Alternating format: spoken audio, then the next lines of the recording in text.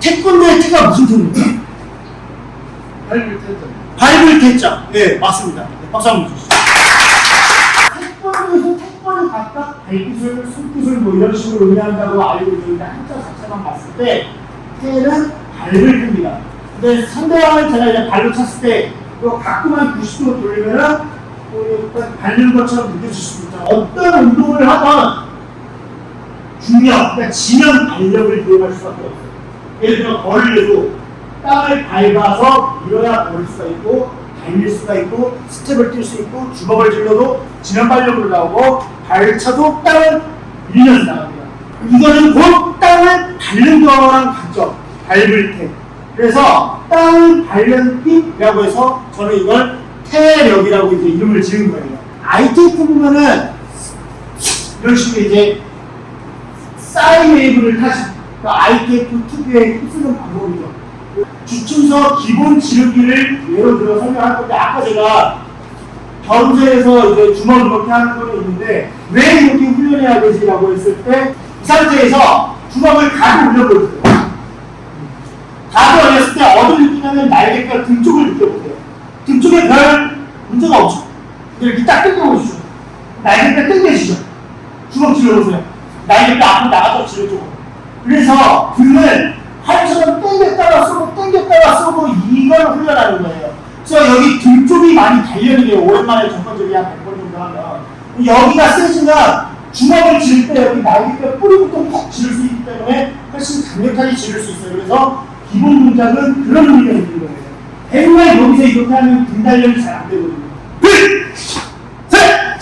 지금 주먹 찌르기 할 때 이제 예비 동작을 하고 본 동작을 하잖아요. 주춤서기는 지면 발력을 받기에 상당히 안정적이고 좋은 구조예요. 기저면이 있기 때문에. 기본 발력은 딱 세 가지만 생각하시면 돼요. 우리가 어차피 강한 힘을 내기 위해서 힘을 발산하는 과정이 필요한 거잖아요. 발산을 하려면은 힘을 일단 모아야 됩니다. 근데 발산을 하면 힘을 줘야 되죠. 예를 들어 우리가 주먹 지르기 딱 했어요. 딱 하고 계속 힘주고 있으면은 다음 동작이 느려지겠죠. 동작을 딱 했으면 빨리 힘을 빼고 다음 상황에 대비를 해야 돼요. 그래서 발산 다음에, 즉 힘을 준 다음에 이완이 필요합니다. 그래서 3단계는 뭐냐? 모으고 발산하고 이완하고 모으고 발산하고 이완하고 이걸 지면 발력을 통해 한번 해보겠습니다. 다리를 좀 더 땅을 이렇게 찢는다라는 느낌으로 구부리면서 딱 힘을 모아볼게요. 위로 쏘자 오면서 주먹을 빵 찔러요. 이게 발산입니다. 그리고 여기 상태에서 힘을 빼요. 그럼 덜컥 내려가죠. 이완입니다.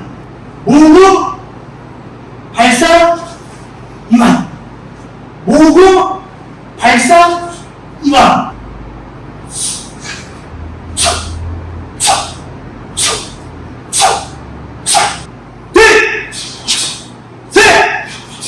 지금 이게 지면 발력을 활용하는 법의 기본. 여기서 한 가지 더 추가가 돼야 될 게 있습니다. 모든 우리 움직임은요 호흡 없이 존재할 수가 없어요. 무술에서 호흡은 다른 말로 기합과 같습니다. 예를 들어 태권의 기합 호흡 뭐가 있을까요? 생각나는 거. 삐크 무에타이는 약간 짐승 으르렁거리고 짖대자입니다.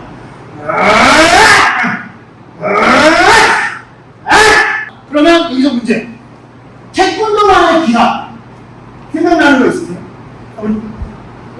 어이! 맞습니다. 예스! 파사! 예. 다 동의하세요? 우리 겨루기 할 때 파사가 아니라 빠세! 빠사! 이런 거 들어보셨죠? 이런 식으로 기합 지르는 무술 본 적 있어요? 태권도 말고?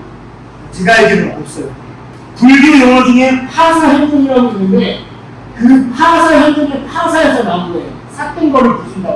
이 태권도 기간도장 막 무덕관 이런 거 중에 강덕원이라는 곳에는 파사 범법이라는 훈계가 따로 있을 정도예요. 자, 아마 여기서 촬영을 해가지고 그 파사 하다 보니까 빠세 이런 게 된 것 같고, 근데 이 빠사 이게 효과가 없고 힘을 쓰는데 효과적이지 않았으면 겨루기 선수들이 이게 기합이 정착될 리가 없었죠. 그래서 이거는 문화적으로도 보편화되어 있고 삭된 거를 부순다는 이제 무술적인 정서랑도 뜻이 맞고, 저는 이걸 태권도만의 호흡법으로 이제 여기서 차용을 하게 된 겁니다. 자, 근데 아까 태권에서 이크에 대해서 설명을 드리면 아까 이 힘줄 모았다 발산하고 이완을 한다고 했잖아요. 호흡도 그런 과정이 필요합니다. 예컨대 이크는 때릴 때 발차기 같은 거 이런 거 특정 발차기죠. 힘을 쓸 때 익 하고 힘을 써요. 근데 힘만 주고 있으면 안 되죠. 크가 큐를 하는 게 아니라 힘을 빼는 거예요. 이크 힘 주고 힘 빼고 이크 이렇게 하는 거거든요. 그래서 동작만으로 근육으로만 힘을 주고 빼는 게 아니라 호흡으로도 힘을 모으고 주고 빼는 메커니즘이 특별히 있었다는 거예요. 자, 그래서 우리는 파사의 기압으로 이걸 한번 해보도록 하겠습니다. 발산할 때 팍! 이완할 때 사! 할 건데 모을 때 어떻게 하나? 흥! 해보세요. 흥! 배에 힘이 들어가죠. 땅만 밀어도 사실 배에 힘이 들어가요. 제가 설명을 드리죠. 땅을 미는 동시에 흥! 하면서 배에 힘이 흥! 하면서 여기 힘이 모아요. 그걸 팍! 하면서 팍! 자, 근데 진짜 흥! 하고 얘기하는 게 아니에요. 저는 이제 이해를 쉽게 도우려고 흡! 하고 발성하시면 여러분들 흡 소리 나면 안 됩니다. 흡! 흡! 파! 파! 사! 사! 흡! 파! 파! 사! 하나! 파사! 둘! 파사! 셋! 파사! 둘! 파사! 셋! 파사! 넷!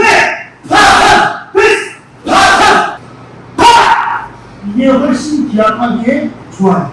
만약에 다른 발음이 더 이게 힘을 내기가 좋았다면 다른 발음으로 대체되겠죠. 근데 공교롭게 파사가 뜻도 좋은데 파, 혹은 빠, 뭐 이런 것들이 발성으로 힘을 터뜨리기에 훨씬 더 좋은 발성입니다. 그래서 이게 조금 더 기합을 하면 되겠죠. 자, 근데 이 동작도 그렇고 이게 되게 이질감을 많이 느끼실 것 같았는데 기존의 기본 동작도 이 메커니즘을 그대로 따라서 가시면 돼요. 이런 식으로 힘의 단계를 나누고 그 단계를 인지를 해서 이제 동작을 크게 해서 몸에 있잖아요. 그러면 이 동작을 짧게 끊어서 하다 보면 원래대로 되는 거예요. 자, 예를 들어볼게요. 파사, 파사, 파사. 네, 동작을 짧게 하는 거예요. 파사.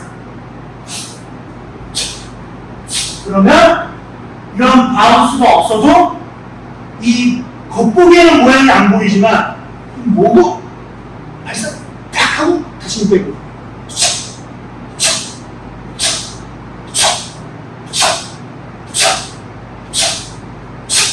이런 식으로 우리가 원래 하던 기본 지력인데 방금 말씀드린 이 메커니즘을 그대로 몸에 익힐 수가 있을 때 그게 동작을 작게 하면 잘 안 되고 처음에는 크게 하다가 점점 작아지면서 이렇게 발전을 하는 거예요. 그러면 이거 기본 동작에서는 끝날 게 아니죠. 변수 준비!